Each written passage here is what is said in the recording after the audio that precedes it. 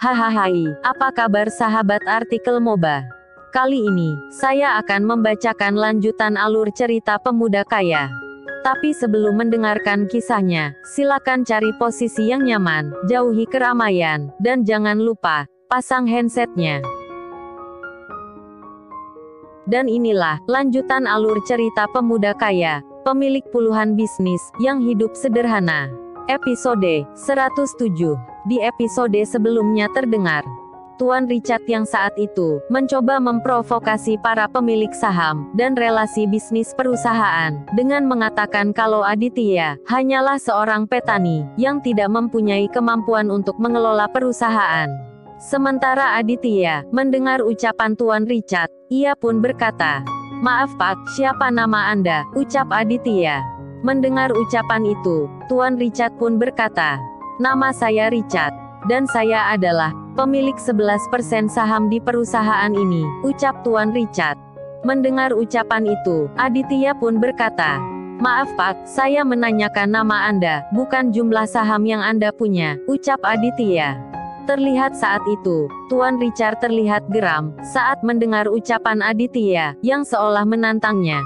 Apalagi Aditya melakukan itu di depan banyak orang. Tak berapa lama kemudian, Aditya pun kembali berkata, "Tapi ada benarnya yang Anda bilang.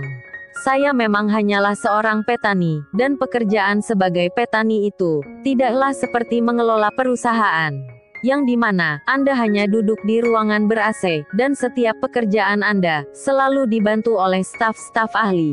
Dengan kata lain, pekerjaan jadi buruh tani itu lebih sulit daripada mengelola perusahaan. Karena bertani bukan hanya mengandalkan tenaga. Setelah menanam benih, mereka harus memikirkan cara agar benih yang mereka tanam bisa tumbuh dengan subur. Dan saya yakin Anda tidak mampu melakukan itu.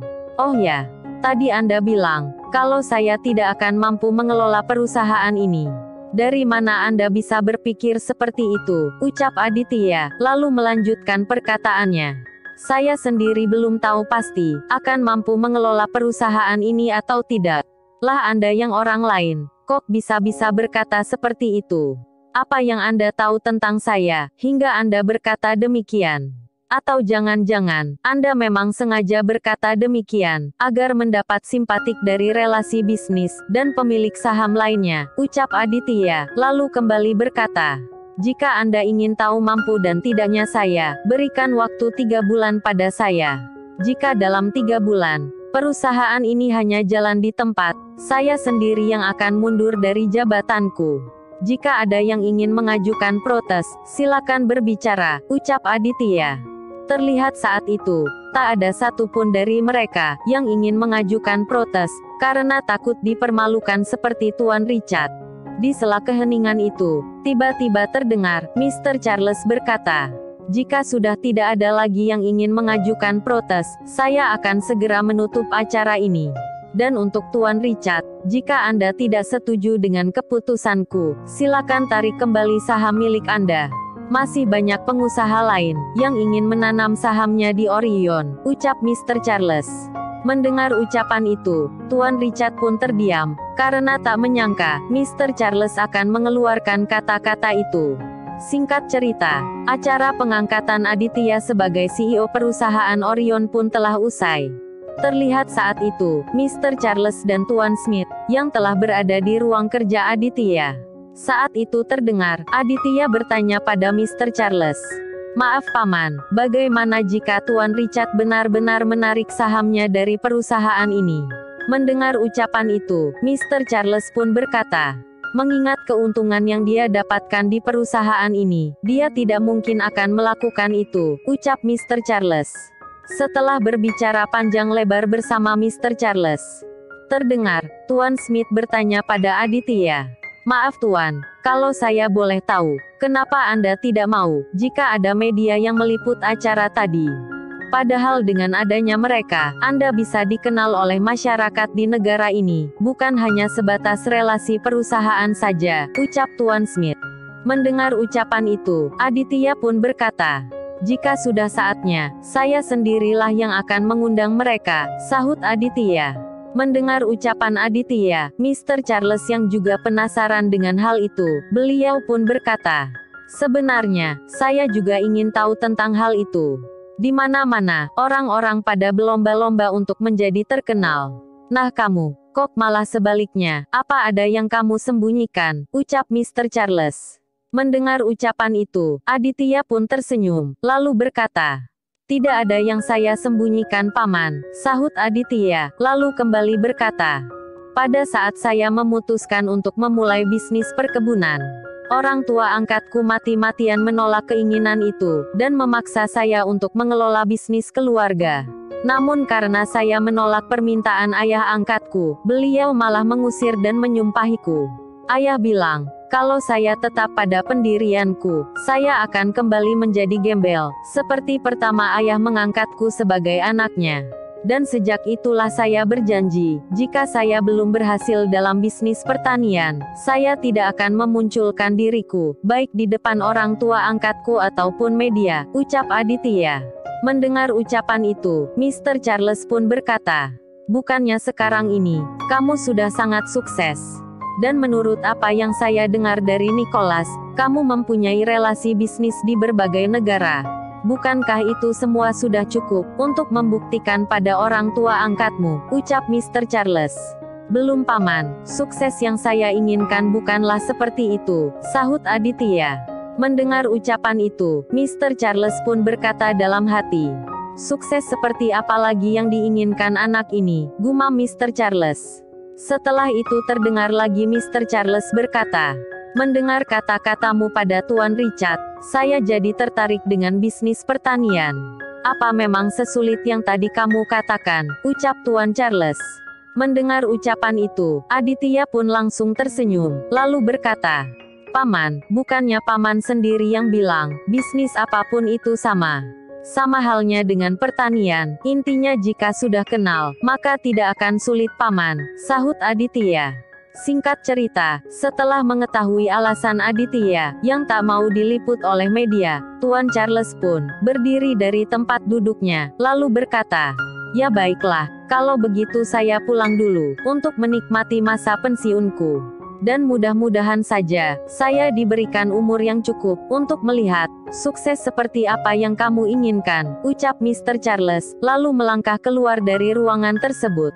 Setelah beberapa saat, terdengar Aditya berkata pada Tuan Smith, "Oh ya Paman Smith, tolong siapkan saya, semua data karyawan perusahaan. Mulai dari pimpinan, manajer, sampai staf junior, di seluruh cabang perusahaan. Saya ingin memeriksa satu persatu data mereka," ucap Aditya. Mendengar ucapan itu, Tuan Smith pun langsung terperangah kaget, lalu berkata, "Apa Tuan, Anda mau memeriksa semua data karyawan di seluruh cabang perusahaan?" ucap Tuan Smith, lalu kembali berkata, "Totalnya, ada ratusan ribu karyawan Tuan. Pasti butuh waktu berminggu-minggu, untuk memeriksa data mereka," ucap Tuan Smith. "Tidak apa-apa Paman, nanti saya akan meminta beberapa staf, untuk membantu saya," ucap Aditya, lalu kembali berkata, "Oh ya Paman, siapkan juga data keuangan perusahaan, mulai dari 6 bulan lalu, agar saya bisa tahu, langkah apa yang harus saya ambil," ucap Aditya. Mendengar ucapan itu, Tuan Smith pun berkata, "Ya baiklah, akan segera saya siapkan," ucap Tuan Smith, lalu melangkah keluar dari ruangan tersebut. Sementara, di lobi perusahaan terlihat Katrina dan Anthony, yang masih sibuk membujuk Gabriel, untuk menemani mereka menemui Aditya. "Ayolah Gab, please ya temanin kita. Kayaknya si CEO kita itu galak deh. Tadi kamu lihat sendiri kan, pas dia ngomong, Pak Richard aja sampai tidak berkutik. Apalagi bawahan yang seperti kita," ucap Katrina. "Iya tapi tunggu dulu, di sana masih ada Pak Smith. Nantilah, kalau dia udah enggak sama-sama Pak Smith, baru kita ke sana," sahut Gabriel. Di sela itu terlihat Pak Smith yang sedang melangkah, menyusuri ruangan perusahaan. Anthony yang melihat hal itu, ia pun berkata, Pak Smith datang tuh. Buruan, balik ke meja kalian," ucap Anthony.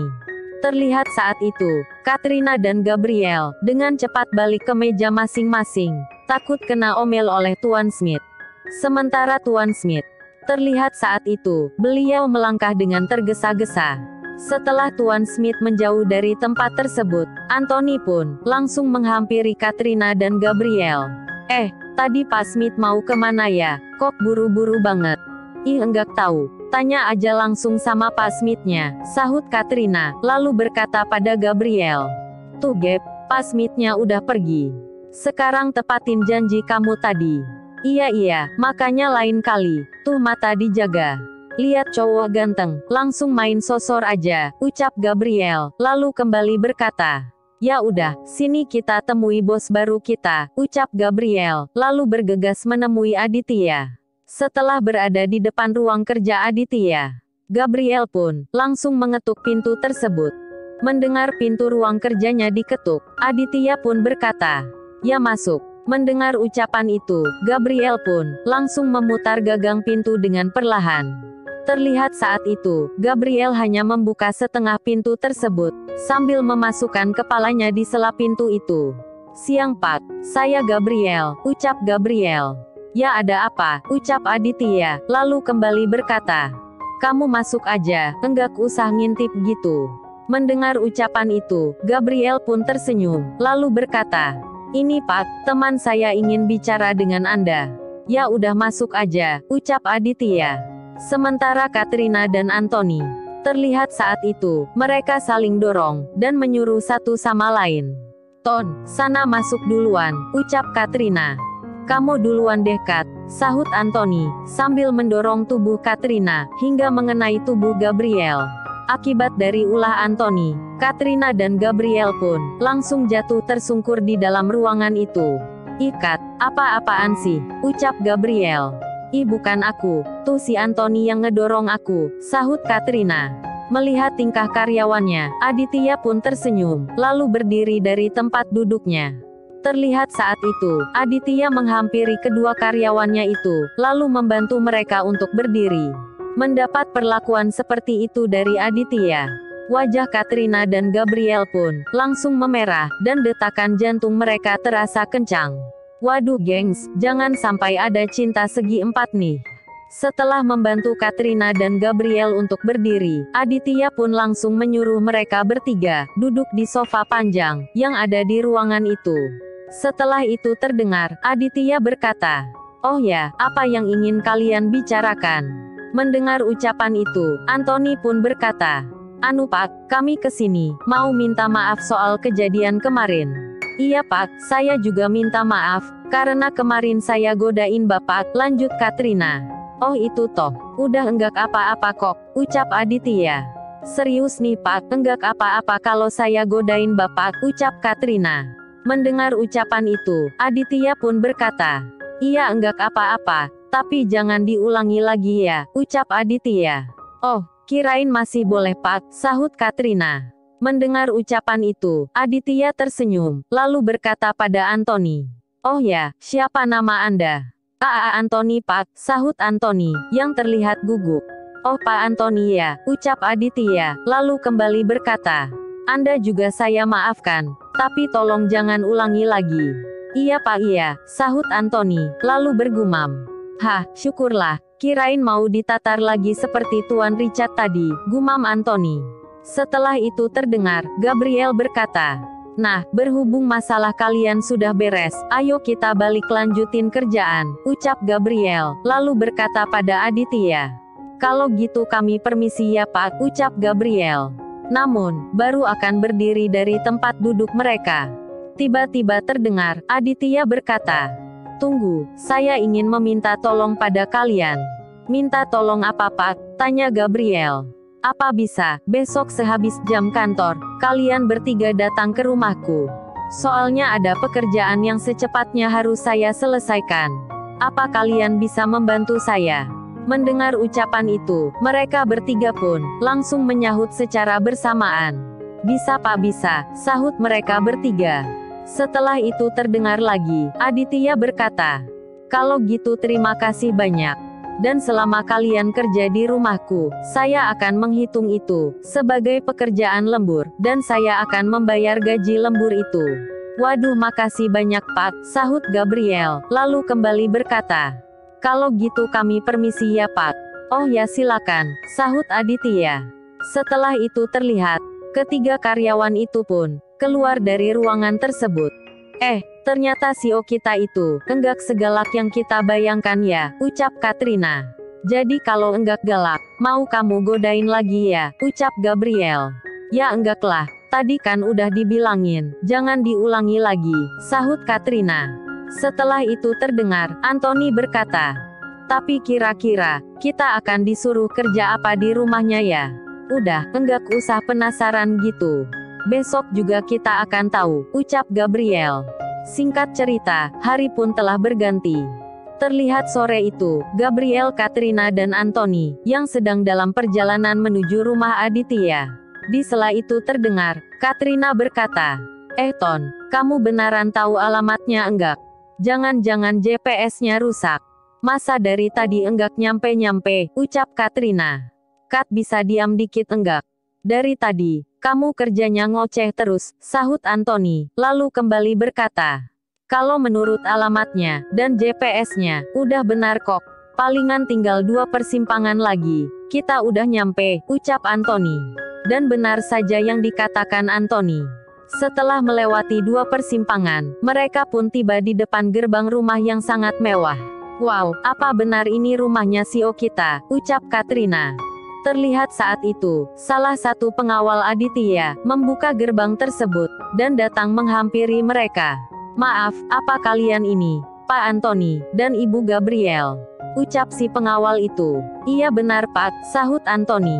Oh silakan masuk, Tuan Aditya sudah menunggu kalian, ucap si pengawal itu.